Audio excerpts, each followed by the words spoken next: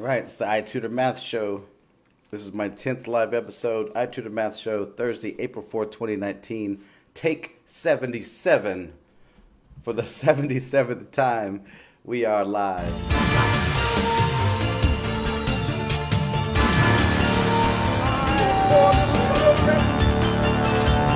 One day live in a nation where they will not be judged by the color of their skin, but by the content of their character. I have a dream today. All right, welcome back. This is the iTutor Math Show. I'm your host, Rebel Math Coach Bobby Ozuna, for take 77. It's not really 77, but multiple takes trying to get streaming through OBS. I'm officially live. Today's Thursday, April 4th. This is the first of a 4-part series. I tried this last week. Those of you who followed, those of you who said, what WTH, what happened? I have bombed it again. So I'm testing to make sure we got sound. Somebody let me know we've got sound. This is going to be the first of a 4-part series focused entirely on word problems. One of the biggest struggles that children have in elementary school is moving from early mathematics, which is like addition and subtraction and some form of multiplication, and then moving into word problems. And it's a killer for a lot of people. All the years that I worked with adults at the GED level and the remedial math level, word problems is a killer for a lot of people. I get it. We don't understand it. It's really easy to get lost in the confusion of the words just to find the math problem. I get that. It is my hope that this next 4-part series will be focused entirely on the vocabulary, that if you, as an adult student, would master this vocabulary, it will help you pick apart a word problem to find basically what is the real question they're asking. So if you've had children in elementary school, especially somewhere between, I'm going to say between 3rd and 5th grade, it could be as early as 3rd grade. For a lot of students, it's around the 4th grade level. So you'll see that, hey, my child in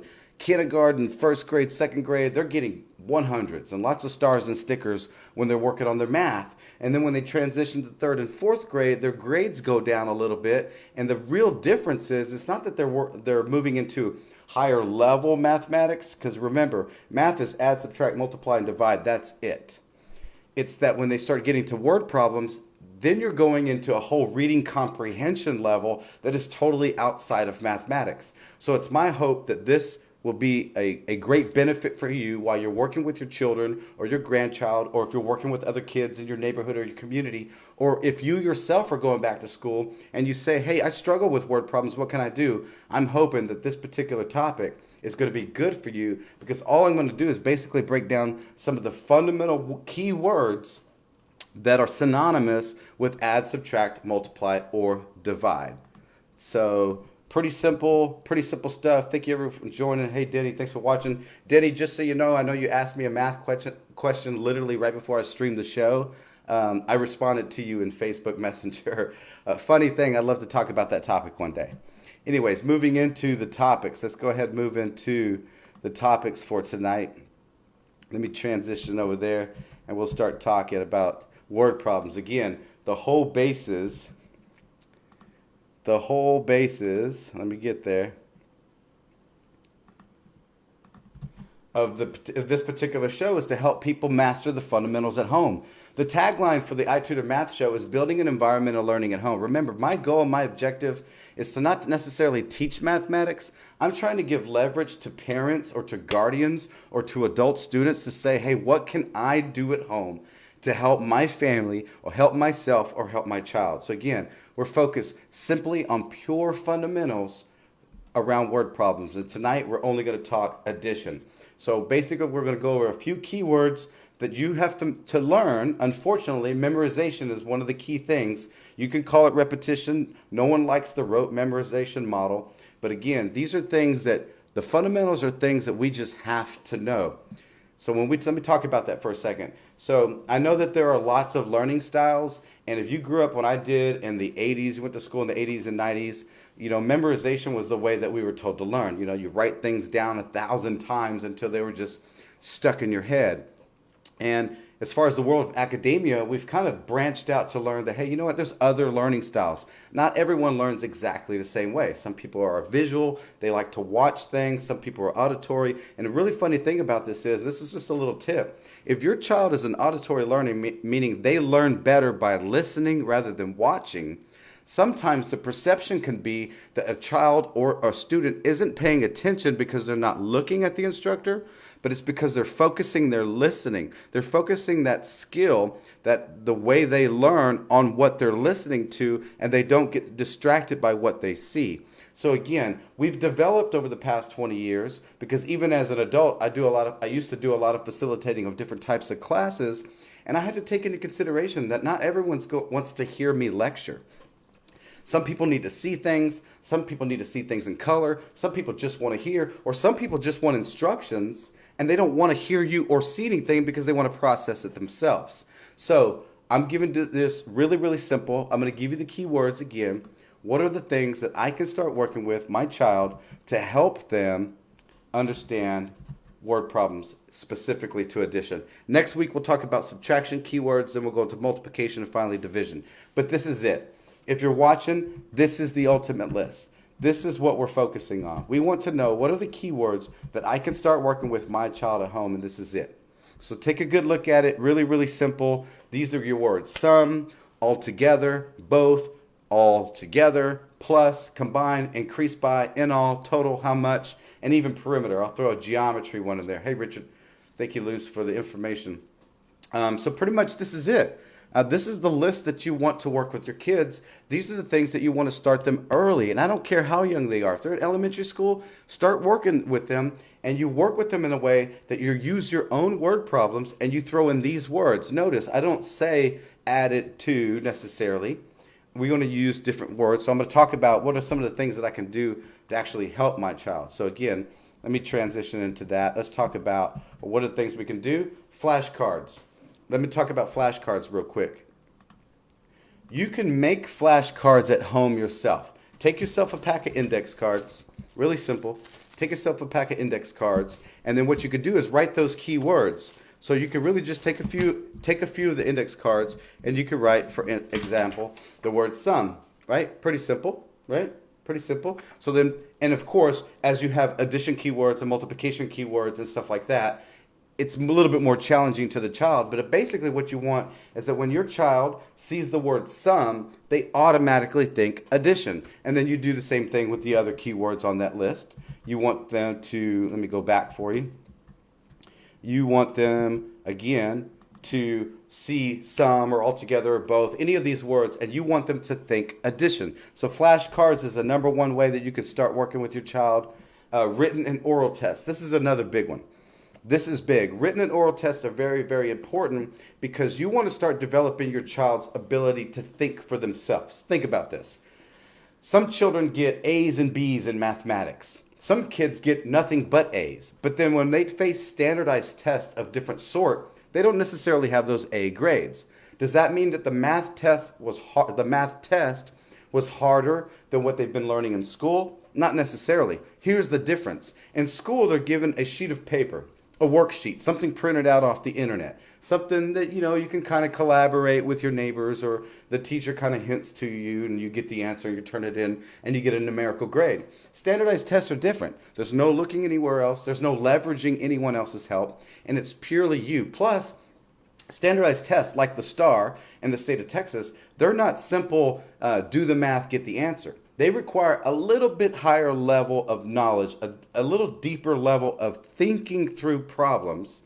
And that's tough when your child's in a school system that might not necessarily focus on depth of knowledge 3 and 4, higher level thinking. It's focused more on telling someone how to do something as opposed to showing them and guiding them to a place that leads them to discover their answers for themselves. So if you go back to my YouTube channel, go back and watch the show entitled Show Don't Tell. I really talk about that. If you're a parent that's working with your children, I recommend that you watch that, because you want to understand the difference between telling your child what to do to become stronger mathematically versus showing them what to do, which leads them to a place to think for themselves. So sometimes that's the disparity between I'm an A student, but then I'm bombing some standardized tests. Standardized tests require you to think for yourself. So you want to put your child in a position, you want to practice with them, you want to constantly work with your child to bring them to a place that they're learning to think for themselves. How do you do that? Again, written tests and oral tests. That's a great example. Written tests and oral tests. So at home, you can teach them these keywords, and then you could say, okay, we're going to have a little quiz tonight for practice. Why don't you write out as many of the keywords that you can come up with that you can remember that are focused, excuse me, that are focused on addition. Give them the chance to try to remember what they saw. And again, using flashcards is a great way to build that skill set because they're having to read something, and then you do written tests, and then oral tests where you don't let them write anything. Oral tests are really, really big because it forces them to rely on their own ability to remember, to draw that picture in their mind of what it was they saw, and that's going to strengthen their conceptual skills, the analytical skills, their thinking through mathematics, their ability to think through things and find answers. That is a big one. I can't say that one enough. That's a huge one. Giving your child written and oral tests is huge. Really, really important. It's really going to strengthen their skills because, again, it forces them to rely on their own ability as opposed to looking at something, leaning on an answer, or getting in line with the rest of the students and agreeing with what they think the answer might be with the teacher. Because when they face standardized tests, and again, it's not about the STAR test. If you're in Texas, it's not just about the STAR test. I met a young lady tonight that wanted to ask me if I can help her. She's going to take the real estate exam, and there's fundamental math that you have to pass. I have a student right now that I'm working with on a limited session that she's trying to get into nursing program. It has limited math. Think about it, getting into the fire program, police academy, the ASVAB for getting in the military, just getting into college with your college entrance exam. All of these different kind of tests require you to have strong fundamental skills that don't allow you to open up a book or leverage a neighbor. So teaching your children how to think for themselves is crucial to their development, and that's something that you could do at home. A parent can do that at home. You don't have to rely on the school system, and you don't want to rely on the school system. You want to be the parent. You're the owner of their education. So again, flashcards, written and oral tests, and then find addition word problems online. That's a really, really great and easy thing to do. All you have to do is go out to the internet. A good example is just addition word problems, worksheets, addition word problem games, anything like that that'll allow your student to do some extra practice. And I say it again, you want your child to be practicing. If they're struggling, you want your child to be practicing 4 nights a week, 20 minutes a night. 4 nights a week, 20 minutes a night for the entire duration of the 36 weeks that they're in school is going to strengthen your child's ability to do mathematics and become a stronger math student. But you as the parent, you need to put them in a position that they're forced to learn how to think for themselves. And I'm going to talk about that again, and I talk about this all the time. This is very, very important. I know as a parent, it's so hard. The hardest thing to do as a parent when you're working with your child, aside from the fact that one of the hardest things to do is work with your own child. I've been teaching mathematics for 15 years. I've done a phenomenal job working with other people's children, and I've worked with people who know how to do the math. I worked with their children. The difference is it's hard to separate the emotion. I say this all the time. It is so hard to separate the emotion from your own child versus working with another child. Because there's a little extra personal stake in it. Plus, you can't help but feel like maybe my child should do better than what they are. Or sometimes it's a slap in the face, to be honest, where you feel like, why isn't my child at a level that maybe I was? You know, there's a lot of people that think when they meet me and I talk about math, they'll say like, I mean, your kids are probably super, super in love with math, and that's not true. Just because I love it as the parent, just because it's my gift, doesn't necessarily mean it's my child's gift. So that's one of the hardest things to learn as a parent is how do I separate this idea that my child should know what I know, or it should be just as easy for them as it was for me. You have to separate that emotion. And it's not easy, it's not easy, it's not easy. I tell you 1,000 times I'd be lying. It's not easy, and I've been teaching this for years. So again, role playing, that leads into the topic of role playing. This is a really big one. This is another thing that you could do to work with your children, specific. So you have the list of keywords for addition, print them out, you can write them down. Again, build your own flashcards, really cheap, right? 99 cents for a pack of index cards. Work with your child 20 minutes a night, and then role play, where you play the student. A couple of things are going to happen when you're playing the student. One, it's going to put your child in the position to understand the frustration of trying to explain something. So from a parenting perspective, you're really raising their level of thought and instilling a little bit of empathy, plus putting them in someone else's shoes to understand it's not that easy to show someone or teach someone how to do something. The other is you can kind of role play and act like you don't know and struggle and not force, but walk your child through, put your child in a position to guide you, because what you're doing in them teaching you is you're solidifying the things that they know, which is really teaching them the things they know to another level. And I talk about that all the time. I give that, let me show you that again. That's the little acronym I use called FLAT. Focus, listen, attempt, and teach. That's a little acronym that you can use. So when you're working with your children at home and you're not sure what to do or what approach, the simple thing you could do is just remember FLAT. You want to focus. What does it mean to focus? That means turn off the TVs, turn off the phones, put the phones on silent. Show your child that their education is not just important for you telling them what to do. Their education is important enough for you to participate. And you're talking 20 minutes, all right? So you got shows that you like to watch. Don't forget you can watch them at any time. Second is listen. Teaching them how to listen. I want to talk about that for a second again. Teaching your child how to listen. This is a big one. Here's a big one. Let me go back. This is a big one. Teaching your child how to listen is huge. In the school system, and I'm not knocking the school system, okay? I'm trying to partner with the school system by helping parents, giving parents the power and the leverage to work with their children at home so that you have a community at home that's trying to strengthen the skills of the child, that then when a child goes into the school, you have more room for success because you have a teacher given everything they have within the capacity they're allowed, and you have a student that has the mindset that, hey, me and my family, we're trying to raise our level also. So listening is very, very important. But in the school system, they take notes, the teacher teaches, and they expect the student to take notes. I can't change that. I'm not going to change the school system in America. Sorry. If I could, that would be the first thing I get rid of, teaching mathematics, because if you're writing down notes while I'm talking and I'm spitting out words that you've never heard of because you don't use Pythagorean theorem in a sentence every day, you're going to be so focused on writing down what I said that you miss the simplicity of the mathematics. That's why when I teach math and I teach an element for the first time to a child, I don't say a word. I call it the silent lecture.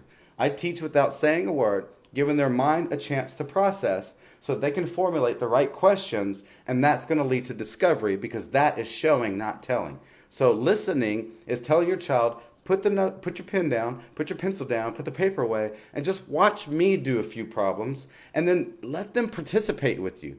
Let them participate in trying to figure some things out. So again, that's a big tip for you. I hope that's helpful. It's really, really, really important. So focusing, learning how to listen, attempting. They have to be willing to try no matter what.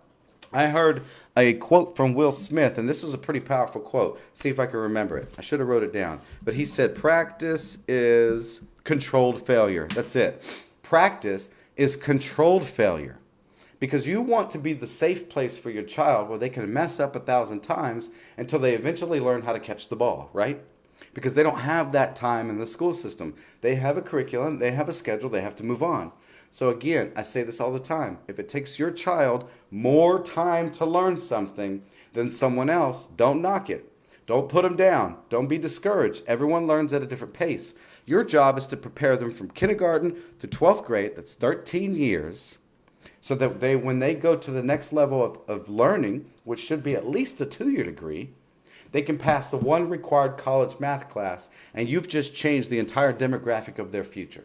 So you want them to be bold enough to try. That's the attempt piece, but you don't want to ridicule them. You don't want to put them down when they're wrong. You say, let's figure out what we did wrong. The last thing is teach. What does teach mean? You want to role play, get your child a chance to teach you. And that's pretty much it. That's pretty much it. Again, these are the key words. These are the things you want to work on with your child. So write them down. You don't have to write them down right now. You can go back and watch the show. Write them down, make you some flashcards, and start working with them. And then start using this stuff in sentences. As an example, if Bobby had 5 baseballs and Denny showed up and he brought 2 baseballs, how many baseballs do we have all together? That's really simple. That was an oral question. Forces them to think. It builds that higher level of learning, that higher level of comprehension, and the key word was altogether. That should tell them this is an addition problem. Then they can say Bobby and Denny have 7 baseballs. Pretty simple. That's all you want to do. Pretty simple. That's it. I mean, you do that. Again, 20 minutes a night is my recommendation. If your child is struggling, if you did 20 minutes a night, 4 nights a week, I think that's, let me do that math for you real quick. Let me go ahead. I think that's pretty important. So if your child did 20 minutes a night, 4 nights per week, for the 36 weeks of school, you're basically giving your child 48 extra hours of curriculum. 48 extra hours multiplied, compounded year after year, you're strengthening your child's math skills. Because think about this. Here, I'm going to leave you with this food for thought. They say that America is ranked down at the bottom of the top 30 nations in the world. Mathematically, we're at the bottom. And I don't know what the exact number is, but we're somewhere between 25 and 30. They say that most of the top nations are up to 3 years ahead of America. 3 years ahead of our students. And think about all the struggles our kids go through just to get out of high school, and our children are 3 years behind. Think about this. Last thing. I could be wrong. I could be way off, and I'm sure there's some PhD out there that's going to tell me, no, you're real wrong. But in basic math, this is what I know. From kindergarten through 11th grade, our children are off summer 3 months. That's 12 years. 12 times 3 is 36. That's the 3 years that we're behind all the other countries in the world. Because we take a 3-month break from kindergarten through 11th grade, going into 12th grade. We take 12 years off for the summer. That's the 3 years that we're behind the rest of the world. So if you want to help your child during the school year, 20 minutes a night, 4 nights a week, I don't care if they practice the same element for 3 months. If that's what it takes for your child to master something that they're going to need again. If they're doing 6th grade math is the same thing as 8th grade math. It's the same thing as 5th grade math and 7th grade math. And I don't care what anyone says, it's the truth. You give your children the time that they need to master something that they actually get it, that the light bulb goes off. It's not a, yes, I understand. It's a, I understand. They can teach it, they can expand on it, and they can do the math problem in multiple ways. You reach to that point, you've actually helped your child. So I'll see. I don't have any. Hey, Becky, I don't have any questions. No questions. No questions. No questions. I want to thank everybody who did join. That was quite a few people. Thank you for the kudos. Thank you for everyone who watched. Again, if you are an advocate for the show, if you understand what it is we're trying to do with the show, then I'm going to encourage you. Please do me a favor. I'm streaming now on Facebook Live every Monday night, and every Thursday night is the actual show. These videos are being stored on my YouTube channel so that people can go back and watch them, or better yet, you can partner with me by sharing that with other people. So if you're not a subscriber to the iTutor Math Show on YouTube, I'd like to encourage you, go out and subscribe. You can easily share that link on your Facebook wall, share it with other families. Remember, 51 million children between pre-K and 12th grade in the United States, all learning mathematics the Common Core way. We're still at the bottom of the ranked nations of the world. I want to help change that. You can partner with me by sharing this content so that we can build an environmental learning at home and take back education at home. I appreciate your support. I love you for it. I really thank you. And I'll see you on Monday night for my community brain dump session. Have a good night.